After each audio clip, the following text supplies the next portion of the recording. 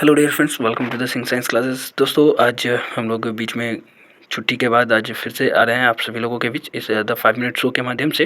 दोस्तों, आज का जो हमारा टॉपिक है वो काफ़ी बेहतरीन है और दोस्तों इसमें हम लोग आज कोई शॉर्ट ट्रिक और कोई ऐसा कोई टॉपिक उठाया नहीं है जिसमें हम लोग चल सके। दोस्तों, आज जो है हम लोग कुछ प्रश्नों के समूह को देखेंगे, मतलब बहुत सारे क्वेश्चंस देखेंगे जो हमारे लिए काफ़ी इंपॉर्टेंट है, जो बेसिक साइंस से आता है और जो रेगुलरली हर एक एग्जाम में पूछा जाता है और रिपीट होता है बार बार क्वेश्चंस। वैसे क्वेश्चंस ही आप सभी लोगों के बीच में लेकर के आ रहा हूँ। चलिए दोस्तों, हम लोग स्टार्ट करते हैं। हमारा जो फर्स्ट क्वेश्चन है वो फर्स्ट क्वेश्चन क्या है? मानव किडनी में प्रमुख रासायनिक यौगिक उपस्थित रहता है, उस रासायनिक यौगिक का क्या नाम है? यूरिक एसिड, जिसको हम लोग यूरिक अम्ल कहते हैं। यदि पृथ्वी का अक्ष अनंत नहीं होता तो क्या होता? तो ध्रुवों से विषुवत रेखा तक तापमान विकिरण एक समान होता।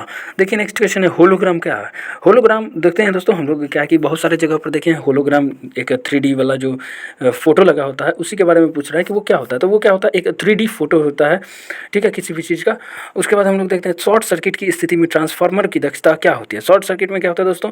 जब हाई इलेक्ट्रिसिटी प्रवाहित होता है किसी भी सर्किट में तो वहाँ शॉर्ट सर्किट होता है और उस समय ट्रांसफार्मर की जो कैपेसिटी होता है वो शून्य हो जाती है। चलिए हम लोग देखते हैं दोस्तों नेक्स्ट क्वेश्चन, जब कोई वस्तु अस्थायी रूप से विकृत हो जाती है तो इसे क्या कहा जाता है? तो इसे क्या कहा जाता है? प्लास्टिक विरूपण। चलिए हम लोग नेक्स्ट देखते हैं, फ्लक्स की इकाई क्या होती है? तो फ्लक्स की इकाई जो होती है वो वेबर होती है। उसका नेक्स्ट क्वेश्चन है हमारा, विद्युत शक्ति परिपथों में डायोड मुख्यतः किस रूप में प्रयुक्त होती है? मतलब इलेक्ट्रिक जो होता है, इलेक्ट्रिसिटी, उसमें जो हम लोग यूज़ करते हैं डायोड, वो किसके रूप में यूज़ करते हैं? तो उसको जो है हम लोग दिष्टकारी के रूप में यूज़ करते हैं। इट मीन्स रेक्टिफायर के रूप में हम लोग इसको यूज़ करते हैं। उसका नेक्स्ट क्वेश्चन हमारा, विभवांतर धारा और प्रतिरोध को मापने का एक सर्वाधिक उपयोगी उपकरण कौन सा है? तो मल्टीमीटर है।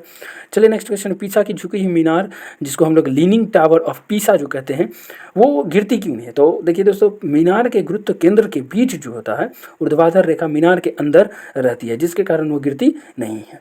हमारा नेक्स्ट क्वेश्चन है, आलू चिप्स के पैकेजिंग में किस गैस का उपयोग किया जाता है ताकि क्या हो कि वो हमारा जो चिप्स है वो खराब ना हो? तो उसमें कौन से गैस को मिलाया जाता है? तो नाइट्रोजन गैस को। चलिए हम लोग देखते हैं नेक्स्ट क्वेश्चन, ध्वनि की तीव्रता मापने के लिए कौन सा यंत्र प्रयुक्त होता है? तो ध्वनि की जो तीव्रता होती है उसको मापने के लिए ऑडियोमीटर यूज होता है। तो टेलीविजन के पर्दे पर पूरे चित्र को, जो आप लोग अभी जैसे देख रहे हैं हमारे टेलीविजन जो होता है उसमें जो पूरा पर्दा जो होता है उसके पूरे चित्र को क्या कहा जाता है? फ्रेम कहते हैं।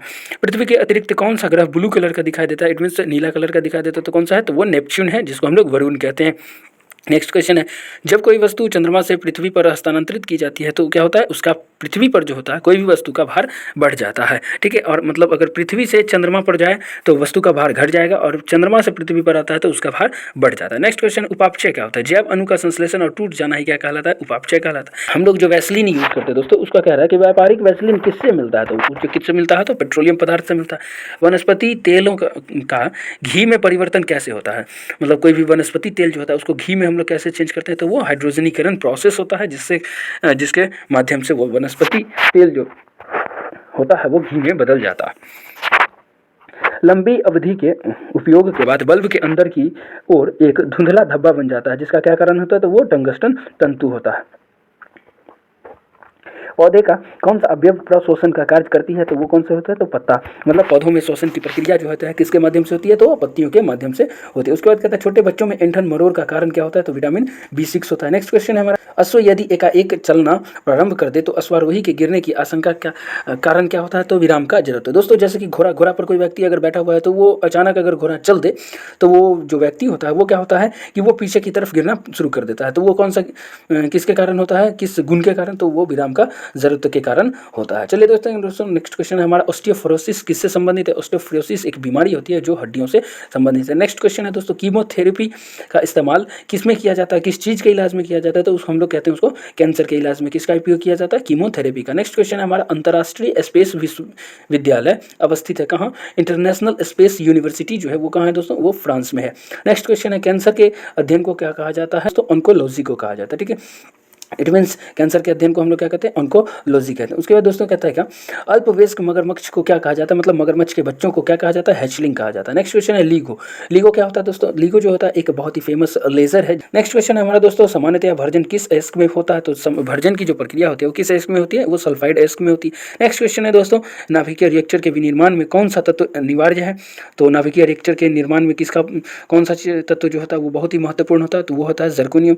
उसके बाद है, सामान्य सूत्र में विद्यमान ग्लूकोज का प्रतिशतता होता है किसका, कितना, तो ग्लूकोज का जो होता है वो 0.1% होता है। तो दोस्तों इस तरह से कुछ हमारे साइंस के बहुत ही महत्वपूर्ण टॉप क्वेश्चन थे, जो उम्मीद है आप सभी लोगों को समझ में आ गया होगा दोस्तों।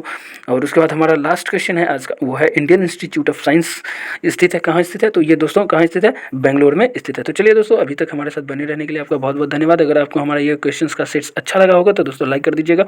और हाँ दोस्तों, अगर आप हमारे चैनल पर नए हो तो चैनल को सब्सक्राइब कर लीजिएगा। फिर मिलते हैं दोस्तों एक नए वीडियो में नई ऊर्जा के साथ।